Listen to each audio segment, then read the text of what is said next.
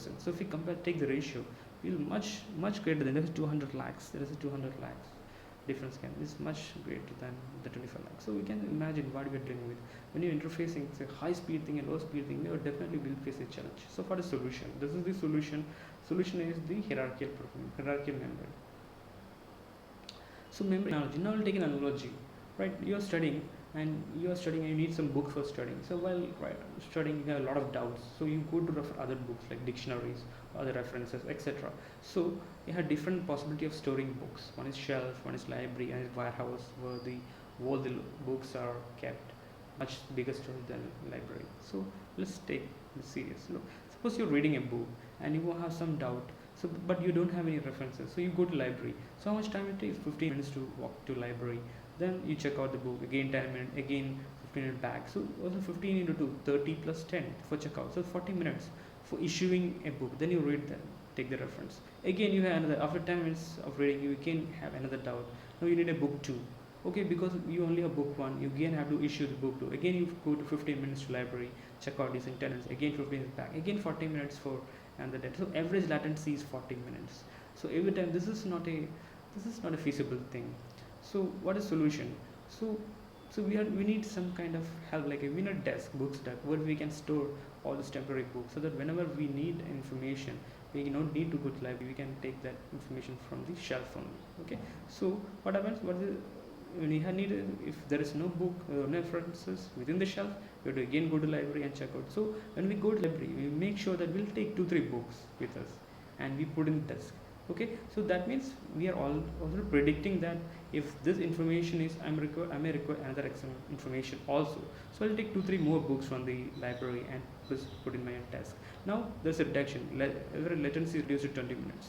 Okay, so that is one option. So solution is we keep another in between memory, that is called shelf, so that whenever any references required, we go to shelf.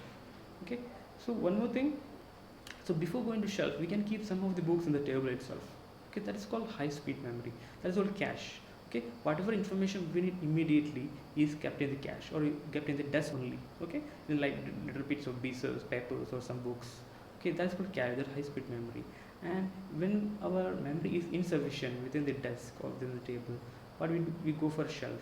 Okay, when that references, we go to shelf and refer some books, and we take the books to the desk and refer it. Okay, so that is called second level of memory, called random access memory. So there is third. If there is no book is not in the shelf, we go to library and issue it. Okay, that's called hard disk. It's very slow. And if the data is not in hard disk, we have to go to outside external warehouses. We have to go to printing press, or we have to go down for books. That is called cloud computing, or we have to go outside the system. That may be maybe in storage, or we call it data warehouse, data storage, server. Yeah, we call it server. Okay, so that is called server thing. Now the important concept of memory, memory kept in blocks. Okay, so the highest speed, the memory has more speed is kept nearer to our processor. Okay, which has low latency, but its capacity is very low. Why is capacity is low? Because we cannot afford a large memory within the side of processor because of area constraints. If we have more area, we could have done it, but as the area of the chip or the processor increases, the cost also, profit also decreases. So we cannot have a large area, so we reduce the area. So the capacity is always small. Then we go library. Library, the capacity is very high, but latency, this time required to access data is also very high. So we cannot have all the data within the library. Okay, then we have warehouse. It's also much lower than the library. So we need very high capacities there, but very latency is very high. So we cannot afford to rely on the warehouse also. Now here bookshelves. Actually, our table itself acts as a cache here. Bookshelf acts as a RAM, temporary storage. So one important thing note here, we have the two important themes of memory. One is called temporal locality and spatial locality. Now what is temporal locality? Temporal locality means if we access one book, it is more likely that we'll access the same book again in the nearby future for some reference. Okay, so whatever data we are accessing now, the probability of accessing the same data again will in the future is much higher. That's called temporal locality. What is spatial locality? So spatial locality, if we access one book now, there's a more probability that we may access the nearby books also. Nearer to that book, other books are there, then that probability of our accessing those books are much higher than any X books placed elsewhere. So this is called spatial locality. That means all the data nearby our main data which we are accessing are also important spatially because they are nearer to our data, concerned data. Okay, this is called spatial locality. So all the memory design is based on these two principles: temporal locality and spatial locality. Okay, so we organize our memory into hierarchy. The top hierarchy is those memory layers or devices which is very high speed. Okay, we have register memory. Register memory is the fastest or the most reduced length memory structures. Okay, after this they are kept within the process registers because all these ALU operations like addition, subtraction, all the logical operations, data is kept in registers or process registers. Okay, then we have next layer cache, which is more capacity, in few MBs, and they are having a better latency RAM and main memory, but they are slower than registers. So we keep the second layer, and size is obviously larger than registers. And main memory is slower than cache but faster than hard disk, but capacity is much more than cache, it is in few GB. Then if this data is not in memory, we will go for secondary storage. Here capacity is in 100 TBs or it is 500 GB, etc. It is very slow. Okay, then if it is not in hard disk, we are going to server, external storage or cloud, etc. So we can see the right, we can see this performance increasing the speed. As we go from bottom to top, the speed is increasing. So as speed is increasing, this cost is also increasing. Why? Because the more faster memory size is also increasing, and the more closer we keep to a processor memory, we keep near a processor chip or processor, the cost of area is also very demanding. Okay, and then we have the size is also increasing. It comes to the bottom. Okay, as the so typical data is given in detail below.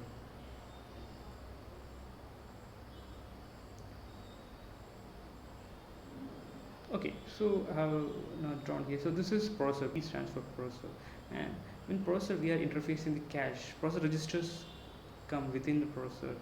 Okay. So registers are kept within the processor registers, and nearby to processor and processor register cache memory.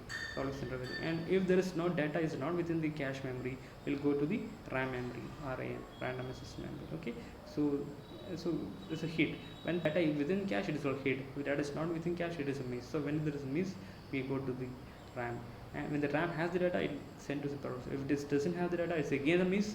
We go to hard disk. This is called hard disk. Okay, so when the data is not in hard disk, we have to go to the input output devices.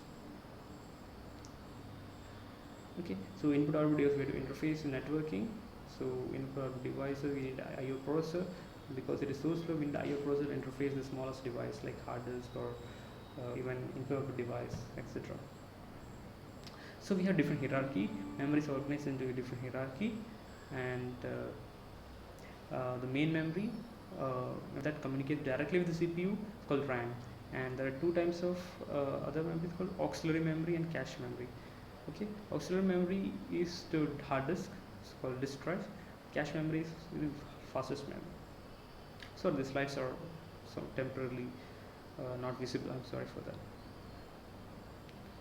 Okay, so as CPU is faster than memory, CPU logic is usually faster than memory, main memory as a stand.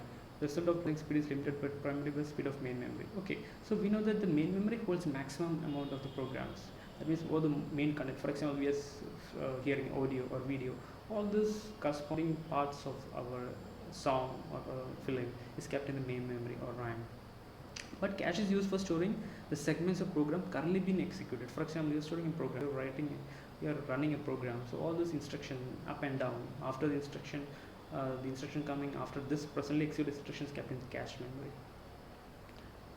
So typical access time of cache and main memory is about 1 to 7. That means cache is 7 times more than main memory, faster than main memory.